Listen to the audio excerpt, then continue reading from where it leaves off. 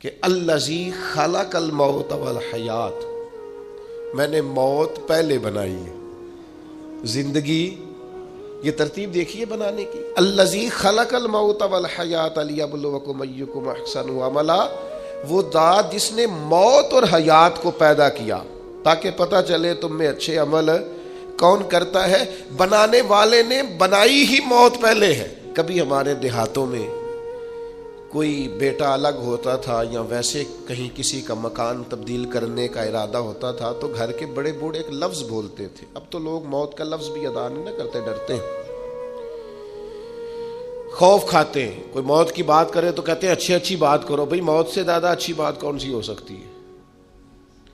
یہی تو وہ ایک چیز ہے، ایک پل ہے جس سے گزریں گے تو اللہ کی بارگاہ میں حاضر ہوں گے اور مدینے والے محبوب کی زیارت کریں گے.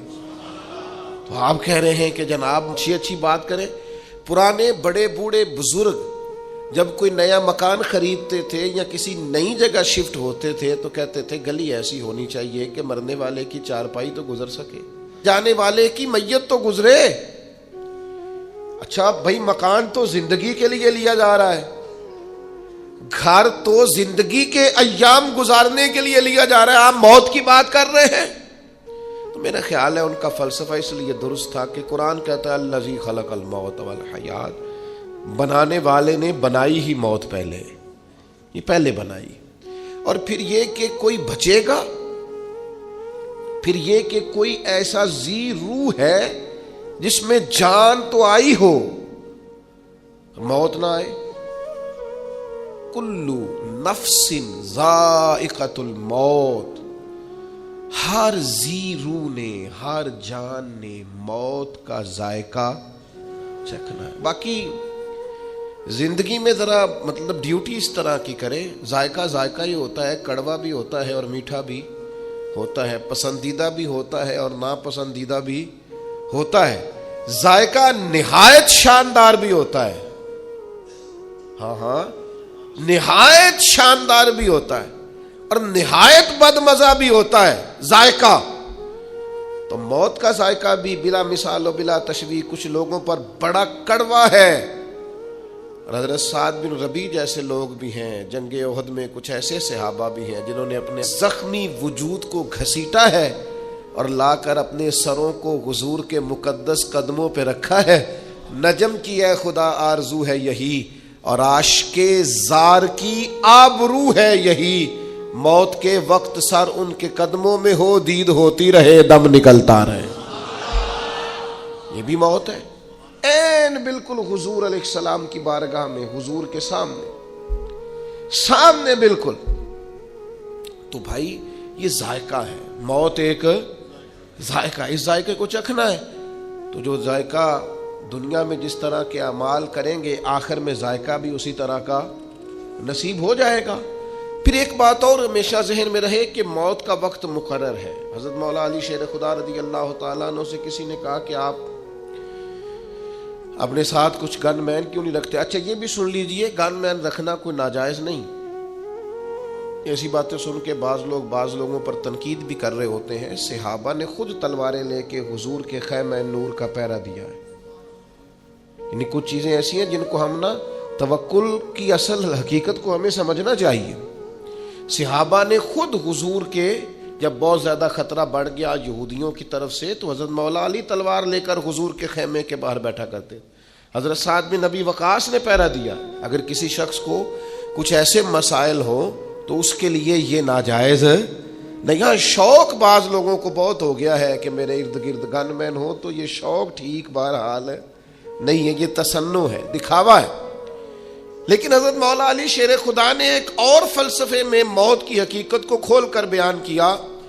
کسی نے کہا کہ آپ کو بہت خطرہ ہے تو آپ کچھ حارسین ساتھ رکھ لیں، کچھ سپاہی ہونے چاہیے تلواریں لیے. تو مولا کائنات رضی اللہ تعالیٰ عنہ جانتے تھے کہ قرآن حکیم نے فرما دیا ہے سورہ آراف کے اندر کہ ہر گروہ کا ایک وعدہ ہے اور جب موت کا وقت آئے گا نہ ایک گھڑی آگے ہوگی نہ اور ایک ساتھ پیچھے ہوگی. تو مولا کائنات رضی اللہ تعالیٰ عنہ قرآن حکیم کے اس ارشاد کی روشنی میں فرمانے لگے تم مجھے کہتے ہو محافظ رکھ لو، موت خود سب سے بڑی محافظ ہے، وقت سے پہلے آتی نہیں. اللہ نے طے کر دیا ہے کہ جب آئے گی نہ ایک ساتھ آگے ہوگی نہ ایک ساتھ، یہ اپنے وقت پر آئے گی، اس کا ٹائم مقرر ہے، اپنے وقت پر، طے شدہ وقت پر موت بہرحال آئے گی، اور یہ آئے گی اور اپنا کام بھی دکھا، اور پھر اس کا وقت بھی مقرر ہے اور جگہ بھی مقرر ہے۔ دعا کرو نا مدینے میں آ جائے، بیت اللہ شریف کے سامنے آ جائے، یہ کرم ہو جائے نا۔ حضرت عمر رضی اللہ تعالیٰ عنہ دعا مانگتے اور اکثر فرماتے، اے اللہ ایک تو موت شہادت کی عطا فرما، اور دوسری موت حضور کے شہر میں عطا فرما۔ بڑا مذاق بناتے ہیں بعض چیزوں کا لوگ، آپ کسی کے دعا مانگنے پر اعتراض کر رہے ہیں۔ کچھ اخلاقیات بھی ہوتی ہیں، آپ کے ہاتھ میں اگر کچھ چیز آ گئی ہے رائے کا اظہار کرنے کے لیے، تو کچھ اخلاقی جذبات بھی ہوتے ہیں، ٹھیک ہے کوئی بات قابل تنقید ہے تو آپ تنقید کریں، لیکن ایک شخص نے شہادت کی دعا مانگی، آپ نے تنقید کر ڈالی۔ سیدنا فاروق اعظم نماز پڑھا رہے ہیں، میدان جنگ میں نہیں ہیں، مسجد میں ہیں، جماعت ہو رہی، نماز پڑھائی اور اس میں دعا مانگ رہے ہیں، اے اللہ، اور یہ بخاری میں موجود، اللہم ارزقنی شہادتا فی سبیلک، اللہ مجھے اپنے رستے میں شہادت کی موت دے۔ اب کسی نے نہیں کہا کہ آپ مدینے سے نکلیے، باہر جائیے، جہاد کیجئے، شہادت ملے گی۔ حضرت عمر تو ساتھ مشروط کر رہے ہیں، عرض کر رہے ہیں مالک اگر کرم ہو جائے، اس دعا میں ساتھ شامل کر رہے ہیں کہ مجھے باہر نہیں جانا، اللہ موت بھی اپنے نبی کے شہر میں عطا فرما۔ یہ جملے تو بخاری میں ہیں، شارحین حدیث نے لکھا ہے، ان کی اپنی صاحبزادی جو ام المومنین ہے سیدہ حفصہ رضی اللہ تعالیٰ عنہا، وہ عرض گزار ہوئی، عرض کرنے لگی امیر المومنین مدینہ منورہ میں تو کوئی ایسی جنگ نہیں ہو رہی اور آپ مدینے میں شہادت مانگ رہے ہیں، تو یہ ہے عمر۔ فرمانے لگے بیٹا جب رب چاہے نا تو پھر شہادت اس شہر میں بھی نصیب ہو سکتی ہے۔ پھر حضرت عمر پر نماز پڑھاتے ہی حملہ ہوا، انہیں شہادت بھی ملی، حضور کی مسجد نبوی میں ملی، حضور کے شہر نور میں ملی۔ اس دعا کو لوگوں نے قبول ہوتے دیکھا، اور کرم بالائے کرم یہ ہے کہ انہیں دفن ہونے کے لیے جگہ گنبد خضرا میں نصیب ہوئی۔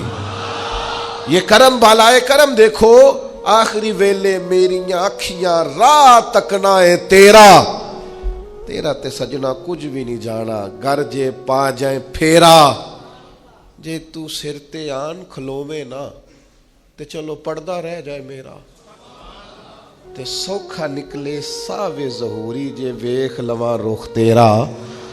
اگر ایسا کرم ہو جائے تو پھر بڑی بات ہے، کرم ہو جائے ایسا تو ہو گیا۔ جناب عمر کی دعا مقبول ہوئی۔ تو جس طرح موت کا وقت مقرر ہے، اسی طرح موت کی جگہ بھی مقرر ہے۔ وہ بڑی معروف روایت ہے مصنف ابن ابی شیبہ میں، ابن ابی شیبہ کہتے ہیں کہ حضرت سلیمان علیہ السلام کے پاس ایک نوجوان بیٹھا تھا، تو وہ لکھتے ہیں کہ حضرت اسرائیل علیہ السلام حاضر ہوئے اور بڑا گھور گھور کے اس نوجوان کی طرف دیکھا، وہ کہاں فلسطین کے علاقے میں بیٹھے۔ تھوڑی دیر کے بعد حضرت اسرائیل علیہ السلام تشریف لے گئے، تو جناب سلیمان علیہ السلام سے وہ نوجوان کہنے لگا یہ کون تھے جو مجھے گھور رہے تھے؟ فرمایا جناب اسرائیل ہیں۔ کہنے لگا حضور مجھے تو ڈر لگنے لگا، ہوا کو حکم نہیں دیتے مجھے سرزمین ہند میں پہنچا دے؟ وہ کہاں سے چلے، ہواؤں کے دوش پر سوار ہو کے یہاں پہنچے۔ کچھ دنوں کے بعد حضرت اسرائیل پھر حاضر ہوئے۔ جناب سلیمان علیہ السلام نے کہا میرے دوست کو بڑا گھور کے دیکھتے تھے۔ عرض کی حضور بڑا پریشان تھا، دل میں خیال آتا تھا حکم تو یہ ہے کہ ہند میں روح قبض کرنا، اور یہ فلسطین میں بیٹھا ہے اور مجھے اگلی روح اس کی قبض کرنی ہے۔ تو حضرت سلیمان کہنے لگے یہ حکمت ہے نا مالک کی غالب آئی، جہاں اس کا وقت تھا وہیں جانے کی اس نے خواہش ظاہر کر دی، اور وہ سینکڑوں اور ہزاروں میلوں کا سفر ہوا کے دوش پر سوار ہو کے وہاں پہنچ گیا۔ عزیز دوستو، وقت بھی مقرر ہے اور جگہ بھی۔ ہاں ایک بات ضرور ذہن میں رکھیں کہ بہرحال کچھ لوگ ایسے ہیں جو موت سے ڈرتے ہیں، زیادہ تر وہ لوگ موت سے ڈرتے ہیں جن کے پاس سہولیات زیادہ ہے، زندگی آسودہ ہے، جنہوں نے بہت ساری آسانیاں اپنے ڈرائنگ روم میں جمع کر لی ہیں، بہت اپنے ماحول کو انہوں نے آرام دہ کر لیا ہے، وہ موت سے بہت زیادہ خوف کھاتے ہیں، وہ ڈرتے ہیں۔ موت کا ڈر انسان کو بزدل بنا دیتا ہے۔ ایک دفعہ بھی زندگی میں کلمہ حق نہیں کہہ سکتا بندہ، وہ کچھ لمحوں کے لیے بھی احقاق حق کے لیے کھڑا نہیں ہو پاتا۔ موت کا خوف لوگوں کو رات کی نیند ان کی لے جاتا ہے۔ موت کا ڈر وہ اس طرح سے انسان کے گرد شور کرتا ہے جیسے کوئی سانپ پھنکار رہا ہو۔ موت جن لوگوں کے قریب آ جاتی ہے وہ بزدل ہو جاتے ہیں۔ وہ صرف سانپوں سے نہیں ڈرتے، رسیوں سے بھی ڈرتے پھرتے ہیں۔ چھوٹی چھوٹی چیزوں کے معاملے میں خوف زدہ ہو جانا، زندگی اپنے لیے دشوار کر لینا، اور اس کی دلیل صحیح حدیث میں موجود ہے۔ نبی کریم صلی اللہ تعالی علیہ وسلم نے فرمایا صحابہ سے کہ قیامت کے قریب لوگ تم پر اس طرح ایک دوسرے کو بلائیں گے جیسے کھانے پہ بلایا جاتا ہے، آؤ مسلمانوں کو ماریں، آؤ مسلمانوں کو ماریں، آؤ۔ لوگ دعوت دیں گے مسلمانوں کے قتل عام پر۔ تو چونکہ صحابہ جذبہ جہاد سے معمور لوگ تھے، ان کے اندر تو ہر وقت ولولہ رہتا تھا، وہ تو شہادت کی آرزوئیں لیے کبھی بدر میں، کبھی احد میں، کبھی خندق میں، کبھی حنین میں، ہر جگہ وہ تیار بیٹھے رہتے تھے۔ تو عرض کی یا رسول اللہ ایسے کیسے ہو جائے گا؟ کیا ہم لوگ تھوڑے ہو جائیں گے؟ مسلمان محدود ہوں گے؟ فرمایا تم تو بڑی تعداد میں ہوگے، مسلمانوں کی کثرت ہوگی، 56 کے قریب اسلامی ممالک۔ تو یا رسول اللہ پھر کافر ہم پر کیسے لوگوں کو بلائیں گے؟ تو فرمایا تمہیں وہن ہو جائے گا، کمزوری آ جائے گی۔ یا رسول اللہ وہ کیسے آتی ہے؟ فرمایا جب دنیا سے پیار ہو جائے اور موت کو بندہ ناپسند کرنے لگے، اسے موت سے کراہت آئے، وہ ڈرے کہیں مر نہ جاؤں، کہیں موت نہ آ جائے۔ جو ڈر ڈر کر مریں گے مر وہ بھی جائیں گے، اور جو مولا علی شیر خدا کی طرح میدان میں تلوار لگنے پر کہیں گے شہادت کے وقت کہ فزت برب الکعبہ، لو بھی کعبے کے رب کی قسم علی کامیاب ہو گیا ہے، تو چلے تو وہ بھی جائیں گے، رخصت تو وہ بھی ہو جائیں گے۔ تو زندگی تو ان کی بھی بیت گئی، لیکن کچھ ایسے لوگ ہوتے ہیں، حضرت علی فرمایا کرتے تھے علی نہیں گھبراتا، علی موت پہ جا گرے یا موت علی پہ آ گرے، ہم نہیں گھبراتے، یہ بس یہ آنی تو ہے، یہ گھر میں بھی آئے گی، بستر پہ بھی آئے گی، ہاسپٹل میں بھی آئے گی۔ تو کیا شان ہے کہ حسین ابن علی کا سر کٹ بھی گیا ہے پھر بھی سب سے اونچا ہی نظر آتا ہے، پھر بھی اونچا ہی نظر آتا ہے۔ بھائی خوف نہیں، موت کی جگہ بھی مقرر ہے، وقت بھی مقرر ہے، اور یہ طے ہے۔ اور آپ مجھ سے ناراض نہ ہوئیے گا، اتنے زیادہ دعوے نہیں کرنے چاہیے میرے بچوں کا کیا بنے گا۔ آپ راضی کے بچوں کے؟ میرے گھر کا بنے گا کیا ہے؟ آپ کیا ہے؟ ہم بھلا ہم پالتے ہیں بچوں کو، جن کے والدین ان کے پیدائش سے پہلے انتقال کر جاتے ہیں۔ کبھی ان لوگوں کو دیکھو کتنے کتنے بڑے انقلاب برپا کیے ان لوگوں۔ وہ ہمارے علماء نے مسئلہ لکھا ہے، فرمایا جس کے والدین موجود ہوتے ہیں نا، اس کی بھی رب ہی پرورش کرتا ہے، لیکن بالواسطہ کرتا ہے ماں باپ کے ذریعے سے۔ لیکن فرمایا جس کے ماں باپ کو لے جاتا ہے نا، یتیم ہو جاتا ہے، اس کی تو ڈائریکٹ رب کریم پرورش فرماتا ہے، وہ تو بلا واسطہ ہے۔ اب تو اللہ تبارک و تعالیٰ کا کرم ہی اس کی نگہداشت کرتا ہے، اب تو اللہ کی رحمت کا حصار اس کے گرد ہوتا ہے۔ موت کے معاملے میں اپنے آپ کو مضبوط کریں، ذہنی طور پر طاقت۔ 2 حدیثیں کنز المال سے عرض کرنی ہے، آپ نے یاد رکھیں گے انشاءاللہ تعالی۔ ایک تو حضور نے فرمایا الموت ریحانۃ المومن، فرمایا موت مومن کے لیے گلدستہ ہے، اور دوسرا فرمایا الموت تحفۃ المومن، موت مومن کے لیے تحفہ ہے۔ سمجھو نا یار، یہ دونوں روایتیں کنز المال میں موجود۔ موت مومن کے لیے گلدستہ ہے، موت مومن کے لیے تحفہ ہے۔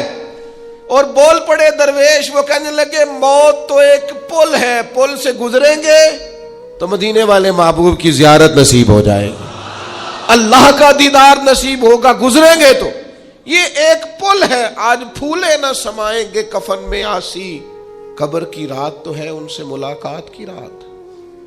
وہ بھائی موت دیکھے نا، وہ جو ہمارے صوفیاء کہتے ہیں نا موت قبل ان تموت، تم پتہ کیا کرو، اگر تم چاہتے ہو نا موت پھول بن جائے، اگر تم چاہتے ہو نا کہ موت تحفہ بن جائے، تو اس طرح کرو، موتو قبل ان تموت، مرنے سے پہلے مر جاؤ، مرنے سے پہلے فنا کر دو ناجائز خواہشات کو، مار ڈالو اپنے اندر سے تکبر کو، مار ڈالو ہرس کو، ہوس کو، طمع کو، لالچ کو، عداوت کو، بغض کو، غیبت کو، اسے مار ڈالو۔ حضرت سلطان باؤ رحمت اللہ علیہ فرمانے لگے کیتی جان حوالے رب دے، اسا ایسا عشق کمایا ہے، مرن تو پہلو ہی مر گیا، باہو تا مطلب نو پایا ہے نے پہلے ہی تے وارث شاہ او کدوں پھر مر دے جنہ کیتیاں نیک کمائیاں نے، مرن تو پہلو ہی مر گئے، باہو تا مطلب نو پایا۔ او بھائی جو چیز ختم کرنے والی ہے اسے ختم کرتے نہیں۔ اور ایک اور حدیث بھی سناؤں آپ کو مومن کی موت کے تعلق سے، اس کو امام بہقی نے لکھا ہے، نبی پاک صلی اللہ تعالی علیہ وسلم نے فرمایا موت مومن کے لیے گناہوں کا کفارہ ہے۔ مومن کو کوئی بھی تکلیف آتی ہے تو گناہ معاف ہوتے ہیں نا، حضور نے فرمایا کانٹا بھی چبھے تو گناہ معاف ہوتے ہیں، تو موت کی سختی مومن کے گناہ معاف کراتی ہے۔ یہ ایک ایسی چیز، اعلیٰ حضرت فاضل بریلوی رحمت اللہ تعالی علیہ فرماتے ہیں بہت سارے بندے ایسے ہوتے ہیں جن کے ذمہ گناہ ہوتے ہیں، لیکن جب ان کا انتقال ہو جائے تو رب ان کے صغائر کو اپنے فضل سے معاف کر دیتا ہے، وہ طیب و طاہر ہو جاتے ہیں۔ ہاں حقوق العباد کا کوئی مسئلہ نہ ہو، ایسا کوئی مسئلہ نہ ہو جو بندے کے حق سے تعلق رکھتا ہو، باقی اللہ تعالیٰ معاف کر دیتا ہے۔ کیوں؟ اس لیے کہ موت مومن کے لیے کفارہ بن جاتی ہے۔ اس کی سختی، اس کی تکلیف انسان کے گناہوں کو۔ ایک اور بھی چھوٹی سی بات آپ کو سمجھا دوں برسبیل تذکرہ، یہ بھی چھوڑ دیں کہ فلانے کا چہرہ بڑا نورانی تھا اور فلانے کی حالت جو تھی وہ اس طرح کی تھی۔ کسی کا نورانی چہرہ بتانا تو جائز ہے مرنے کے بعد، لیکن اگر کسی شخص کے چہرے پر بظاہر بیماری کی وجہ سے یا کسی اور وجہ سے کوئی آثار اور ہو تو اس کا مطلب یہ نہیں کہ بندہ برا ہے۔ یہ ہم اپنے سے بھی طے کر لیتے ہیں نا چیزیں، یہ انداز بھی درست نہیں ہے، بلکہ ہمارے فقہاء نے لکھا ہے غسل دینے والے پر ضروری ہے کہ اچھی بات دیکھے تو بتائے، اور اگر کوئی ناگوار بات دیکھے تو چھپائے۔ ضروری نہیں ہوتا کہ سارے چہرے چمکدار ہی ہوں، کچھ اس کی حکمت بھی ہوتی ہے۔ بڑی معذرت کے ساتھ سید الشہداء حضرت امیر حمزہ ہیں رضی اللہ تعالی عنہ، 70 بار جنازہ پڑھا ہے نبی پاک نے ان کا۔ ہمیشہ حضور احد کے شہیدوں کے مزارات پہ جاتے، جناب ابو بکر جاتے، جناب عمر جاتے، جناب عثمان جاتے، مولا علی جاتے، لیکن حضرت امیر حمزہ کی شہادت تو اس طرح ہوئی تھی کہ ناک کاٹ دیا گیا تھا، آنکھیں نکال دی گئی تھی، ان کا کلیجہ نکال کے چبا لیا گیا تھا۔ تو جو سب سے بڑے شہید ہیں ان کی تو بظاہر حالت یہ تھی، تو کیا اس پر لوگ جج کریں گے؟ کیا ہم ظاہری صورت پر جج کریں گے؟ اس لیے جو فیصلے حشر میں رب نے کرنے ہیں نا، وہ مہربانی کریں دنیا میں کرنے چھوڑ دیں۔ جو ہمارا ذمہ نہیں ہے اس پر کلام نہ کریں، جو باتیں عند اللہ ہیں ان کو عند اللہ چھوڑ دیں۔ ہو سکتا ہے کچھ چہرہ بھی غم زدہ ہو، جب قبر میں حضور کی زیارت کرے تو پھر تازہ دم ہو جائے۔ یہ دیکھیں نا میاں صاحب کہتے ہیں مرن تو بادو مکھڑا میرا ہو جاوے جے تازہ، پھر سمجھ لینا محبوب میرے نے آن پڑے ہے جنازہ۔ تو بھائی اچھی طرح اس بات کو سمجھ لیں اور اس کو یاد رکھیں کہ ہو سکتا ہے وہ جس کا چہرہ آپ کو بظاہر مغموم لگ رہا تھا اور آپ کو بظاہر لگ رہا تھا کہ وہ چہرہ جو ہے اس وقت تازہ دم نہیں ہے، تو ہو سکتا ہے کسی کے انتظار میں ہو، اور انتظار کی شدت نے یہ حالت کر دی ہو، جب دیدار ہوگا تو تازگی بھی آئی جائے گی، جب کرم ہوگا زیارت ہوگی تو نکھر بھی جائیں گے۔ اس لیے خود سے فیصلے نہ کریں، بعض لوگ خود سے فیصلے کرنے لگ جاتے ہیں، یہ انداز بھی درست۔ چلے بات آ گئی ہے، ایک بات اور عرض کروں، آج کل جنازوں پر بھی فیصلہ ہوتا ہے، فلانے کا بہت بڑا جنازہ تھا، بہت اچھی بات ہے، لیکن اگر جنازے بھی لوگ تعلقات کی بنیاد پہ پڑھیں اور امیروں کے بڑے ہو جائیں اور غریبوں کے چھوٹے ہو جائیں تو فقط جنازوں پر تو فیصلہ نہیں نہ ہوگا. صحابہ میں عظیم ترین ہستی ہے حضرت ابو ذر غفاری کی بیٹی. ان کا بیٹا حضور کے اونٹ چراتا. بیوی سے کہا نبی پاک کی ازواج کی خدمت کرنا. خود حضور کی مسجد میں جھاڑو دیتے. میرے نبی پاک نے فرمایا زمین کے اوپر آسمان کے نیچے میرے ابو ذر غفاری سے سچا بندہ کوئی نہیں. جنازہ 5 لوگوں نے پڑھا ہے. جاؤ ایسی کسے دیکھو جی نہیں جلاتے. نہ کوئی ساڈا دردی. اپنی اکیلے رہتے تھے بیوی کے ساتھ ربضہ میں. اپنی اہلیہ سے کہا جب میرا انتقال ہو جائے تو کفن کے لیے بھی کسی کو تکلیف نہ دینا, یہی میرا کمبل دھو کے اس میں کفن دے دینا اور کھڑی ہو جانا, اللہ بندے بھیج دے گا. تو اہلیہ کہتی ہے میں تنہا عورت دیکھ رہی ہوں کون آئے گا, صحابی رسول کا وصال ہو رہا ہے. سامنے سے سیدنا عبداللہ ابن مسعود چند ساتھیوں کے ساتھ گزرے. ایک عورت کو پریشان دیکھ کے پوچھا بہن کیوں کھڑی ہو؟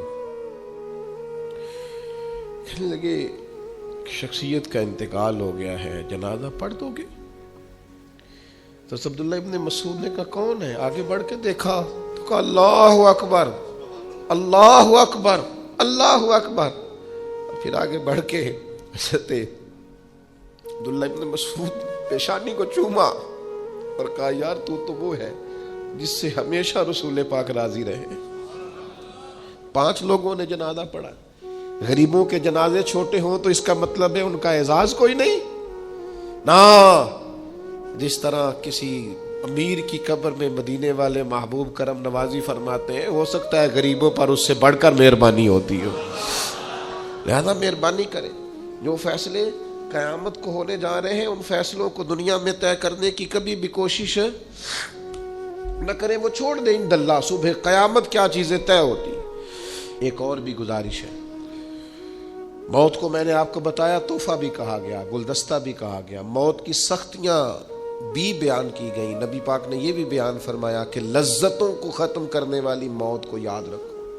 یہ ساری باتیں اپنی اپنی جگہ پر درست ہیں, لیکن مصیبتوں سے گھبرا کر موت کی تمنا کرنا منع ہے. کوئی شخص کہہ سکتا ہے کہ میں اپنی مرضی سے دنیا میں آیا ہوں. جب اپنی مرضی سے آئے نہیں تو اپنی مرضی سے جانا بھی نہیں. جب اس نے چاہا دنیا میں بھیجا, جب چاہے گا دنیا سے لے جائے گا. تو بھائی موت کی تمنا کرنا یا دعا کرنا یا مصیبتوں سے, یہ ہمارے دیہات میں بعض لوگ ہوتے ہیں وہ ذرا سی لڑائی ہوتی ہے تو میں مر جاؤں گا اور اللہ کرے میں مر جاؤں, اور اللہ کو چھوڑے یار یہ جائز ہی نہیں ہے آپ کے لیے. آپ کیا ایسی بات کر رہے ہیں؟ نبی پاک صلی اللہ تعالی علیہ وسلم نے منع کیا. حضرت انس بن مالک رضی اللہ تعالیٰ عنہ حدیث کے راوی ہیں. حضور علیہ الصلوۃ والسلام نے فرمایا تم میں سے کوئی شخص بھی مصیبت آنے پر موت کی تمنا نہ کرے. ہاں ایک دعا کی اجازت ہے بخاری شریف میں, ایک دعا کر سکتا ہے. وہ دعا کیا ہے؟ وہ دعا یہ ہے کہ الہی جب تک میرے لیے زندہ رہنا بہتر ہے مجھے دنیا میں رکھ, اور جب میرا دنیا سے جانا تیری حکمت کے قریب ہے تو پھر مجھے تو اپنی بارگاہ میں بلا لے. ان لفظوں کے ساتھ اس حد تک تو دعا کرنے کی اجازت ہے, لیکن ذرا سی بات پر ذرا سے جھگڑے پر کہنا میں نے مر جانا ہے اور میں اب ختم ہو گیا. مصیبتیں آئی ہیں ذرا کھڑا تو ہو. انعام تو نے بڑے خوش ہو کے قبول کیے ہیں, ذرا دکھ بھی خوش ہو کے قبول کر. راحتیں اور رحمتوں کو تو نے بڑی آسانی سے قبول کیا ہے, اگر اس کی طرف سے آزمائش آئی ہے تو ذرا قبول کر. وہ بڑی مثال مجھے پسند ہے کہ محمود غزنوی کنوں کھا رہے تھے تو انہوں نے وہ پہلا ٹکڑا اس کا نکال کے پہلی کاش ایاز کو دی تو ایاز کھا گئے, تو دوسری اس نے اپنے منہ میں ڈالی تو تھوک ڈالی, کہ ہو بڑا کڑوا ہے, تو نے بتایا نہیں تو کھا گیا. تو ایاز بڑا دھیما آدمی تھا, کہنے لگا بادشاہ تیرے ہاتھوں سے ہمیشہ میٹھے ملے ہیں, اب ایک کڑوا آیا ہے میں تھوک دیتا تو یہ کوئی آئین وفاداری تو نہیں تھا, میں نے اس کی کڑواہٹ نہیں دیکھی, میں نے تو وہ ہاتھ دیکھے ہیں جہاں سے ملا ہے. تو ہمیں تو غرض اس بات سے ہے کہ یہ اللہ کہتے ہیں وَلَنَبْلُوَنَّكُمْ بِشَيْءٍ مِّنَ الْخَوْفِ وَالْجُوعِ وَنَقْصٍ مِّنَ الْأَمْوَالِ وَالْأَنفُسِ وَالثَّمَرَاتِ، میں تمہیں آزماؤں گا نا، میں تمہاری آزمائش کروں گا، تو جب آزمائش کرنے والا اللہ ہے وہ رحمت دے تو ہنس ہنس کے قبول کرنا، اور کبھی تکلیف آئے تو کہنا میں انزائٹی پیشنٹ ہو گیا ہوں، مجھے ڈپریشن ہوتا ہے، نہ دکھ قبول محمد بخشا، بس راضی رہن پیارے۔ آپ اس بات میں نبی پاک صلی اللہ تعالی علیہ وسلم نے فرمایا، بخاری میں مشکات میں حدیث موجود ہے، اللہ کے حبیب علیہ السلام فرماتے ہیں تم میں سے کوئی شخص موت کی تمنا نہ کرے، فرمایا اگر وہ نیک ہے زندہ رہے گا تو ہو سکتا ہے نیکیوں میں اضافہ ہو جائے، اور اگر بد ہے تو پھر بھی تمنا نہ کرے۔ اوہ ہوئے، بہت بڑی بات کر دی، کریم کی تو ہر بات ہی بہت بڑی ہے۔ فرمایا بد بھی موت کی تمنا نہ کرے، ہو سکتا ہے رب توبہ کی توفیق عطا فرما دے، تو توبہ کر کے دنیا سے جائے۔ بد ہو تو پھر بھی یہ دعا نہ کرے کہ یا اللہ میں رخصت ہو جاؤں، میں چلا جاؤں۔ تو میرے عزیز دوستو، بس ایک کام ہے جو کرنے والا ہے، جس کے لیے نبی پاک صلی اللہ تعالی علیہ وسلم نے ہماری توجہ دلائی ہے، موت کو بھولنا نہیں، اسے یاد رکھنا ہے۔ دنیا سے جانا ہے، اس بات کو کبھی بھولنا۔ آپ میں سے جس نے جہاں جہاں جانا ہے سب کو یاد ہے نا، فلاں کام کرنا ہے، فلاں کام کرنا ہے، فلاں کام کرنا ہے، کس کو کتنے بجے کا ٹائم دیا ہے، کس کی گاڑی کتنے بجے کی ہے، سب یاد ہے نا، کوئی بھولا ہوا؟ بس موت کو بھی بھولنا نہیں۔ لوگ نہ بھول جاتے ہیں۔ نبی پاک علیہ السلام نے فرمایا اس شخص کو اللہ قیامت کے دن شہیدوں کے ساتھ کھڑا کرے گا جو ایک دن میں 20 مرتبہ موت کو یاد کرتا ہے۔ کیا مطلب ہے یاد کرنے کا؟ تسبیح کرے موت موت موت موت موت، 20 پورے کر لے، 20 بار کم از کم دن میں یہ تصور پیدا کرے کہ مجھے دنیا سے جانا ہے۔ اور اس کا یہ مطلب بھی نہیں کہ دنیا کے سارے کام کاج چھوڑ دے، مانا یہ ہے کہ دنیا کا کوئی کام کرنے سے پہلے بھی سوچ لے مر میں نے جانا ہے، نہ میں رشوت لوں گا، نہ بددیانتی کروں گا، نہ جھوٹ بولوں گا، نہ غیبت کروں گا، نہ کسی کو تکلیف دوں گا، نہ میں کسی کا حق ماروں گا، چونکہ میں نے تو مر جانا ہے۔ 20 بار یہ تصور جمائے تو شہیدوں کے ساتھ کھڑا کیا جائے گا۔ مانا کیا ہے کہ 20 بار جو یاد کرے گا وہ تو چھوڑ دے گا گناہ، اس کی تربیت ہو جائے گی، اسے خیال آئے گا کہ میں مہمان ہوں۔ اور کس طرح اپنی آخرت کو یاد کرے؟ حضور علیہ الصلوۃ والسلام نے فرمایا صبح ہو جائے تو رات کا انتظار نہ کرنا، اور رات ہو جائے تو صبح کا انتظار نہ کرنا۔ یہ نہ سوچنا کہ دن چڑھے گا، بس تم خیر کر گزرو، نیکی کر گزرو۔ ایک بات صرف ذہن میں کبھی نہیں بھولنی، الایمان بین الخوف والرجاء۔ ایمان کی تعریف یہ ہے کہ خدا سے ڈرتا بھی رہے اور اللہ کی رحمت کی امید بھی رہے۔